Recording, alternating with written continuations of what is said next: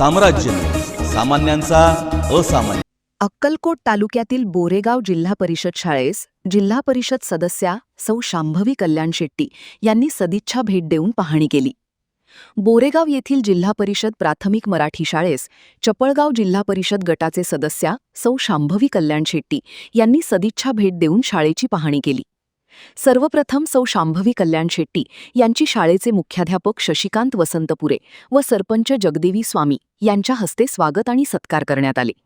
त्यानंतर सौ शांभवी कल्याण शेट्टी यांनी इयत्ता 1ली ते 7वीच्या प्रत्येक वर्गात जाऊन प्रत्येक विद्यार्थ्यांना वाचन, लेखन, योगासन, प्रश्नोत्तरे, संविधानाबद्दल माहिती या विषयांवर चर्चा केली आणि त्यानंतर प्रत्येक विद्यार्थ्यांना सोबत संवाद साधले आणि सर्व विद्यार्थ्यांना मार्गदर्शन केले. त्यानंतर शाळेतील प्रत्येक वर्गाची व पिण्याचे पाणी, शालेय पोषण आहार आणि अंगणवाडी शालेय पोषण आहार या सर्वांची पाहणी केली. तसेच गावातील महिला बचत गटांच्या सर्व सदस्यांसोबत यांच्यासोबत चर्चा करून बचत गटाबद्दल माहिती जाणून घेतल्या. त्यानंतर SVCS कनिष्ठ महाविद्यालयाचे विद्यार्थिनी कु आर्या उमाकांत गाडवे यांनी सौ शांभवी कल्याण शेट्टी यांची मुलाखत घेतली. यावेळी जिल्हा परिषद शाळेचे मुख्याध्यापक शशिकांत वसंतपुरे, शिक्षिका जाधव मॅडम, वटकर मॅडम, ग्रामपंचायत सदस्या विजयाबाई चिकलंडे, माजी सरपंच उमाकांत गाडवे, अंबिका गाडवे, गौरीशंकर स्वामी, सुरमादेवी खांडेकर, अंगणवाडी सेविका शमशाद जमादार मॅडम, माने मॅडम, आशा सेविका महादेवी दसले यांच्यासह विद्यार्थी व पालक उपस्थित होते. कार्यक्रमाचे सूत्रसंचालन जाधव मॅडम यांनी केले, तर आभार मुख्याध्यापक शशिकांत वसंतपुरे यांनी मानले. करिअरसाठी कुठला सल्ला द्याल? ज्या 14 वर्षापासून पुढच्या ज्या आपल्या मुली आहेत त्या सगळ्यांना सांगतो शिक्षण किमान डिग्रीपर्यंत तरी तुमचं शिक्षण व्हायला पाहिजे आणि तुम्ही तुमच्या पायावर उभं राहा. आता दिदी ज्या पद्धतीनं मुलाखत घेतली आहे आणि इतकं छान तू प्रश्न तू विचारते त्याच्यामागे तुझा अभ्यास आम्हाला कळतो बघा.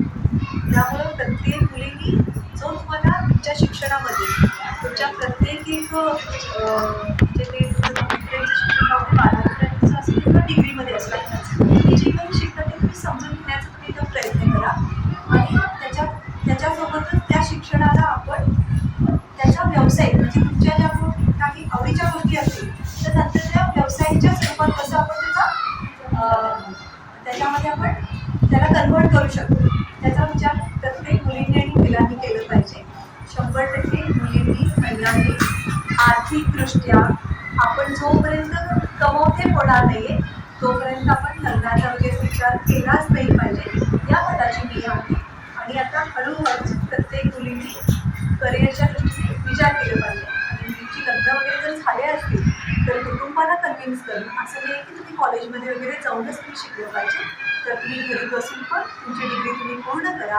नंतर तुमच्या घरच्यांना आणि कुटुंबांना सोबत घेऊन त्यांना विचारून किमान 2, 4, 6 तास तर तुम्ही स्वतःवर पण काम करा आणि जेव्हा तुम्ही स्वतः परफेक्ट व्हाल तेव्हा तुम्ही तुमच्या करिअरसाठी तुम्ही काम केलं पाहिजे.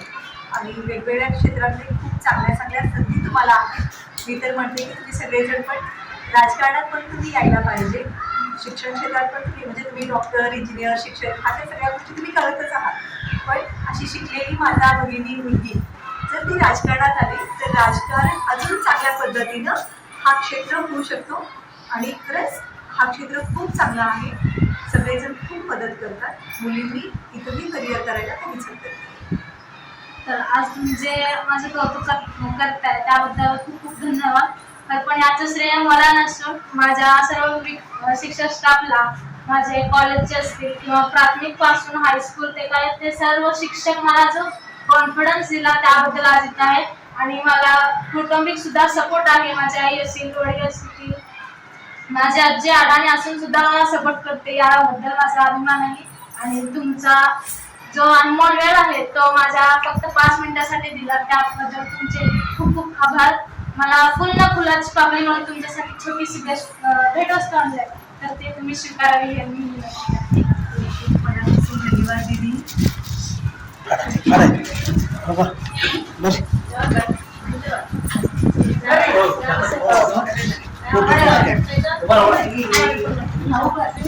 क्या